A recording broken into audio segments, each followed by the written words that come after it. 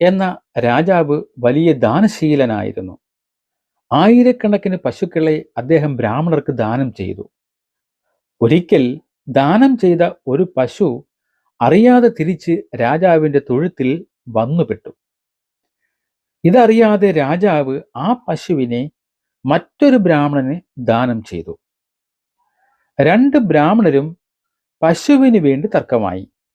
രാജാവ് അതിന് പകരമായി ലക്ഷക്കണക്കിന് പശുക്കളെ തരാമെന്ന് പറഞ്ഞിട്ടും അവർ സമ്മതിച്ചില്ല. അറിയാതെയാണെങ്കിലും കൊടുത്തത് തിരിച്ചെടുത്ത, അല്ലെങ്കിൽ മറ്റൊരാളുടെ സ്വത്ത് എടുത്ത പാപം രാജാവിന് ഉണ്ടായി. കാലങ്ങൾ കഴിഞ്ഞു രാജാവ് മരണപ്പെട്ടു. മരണശേഷം രാജാവ് ഒരു വലിയ ഓന്തിന്റെ രൂപത്തിൽ ഒരു കിണറ്റിൽ കിടക്കേണ്ടി വന്നു.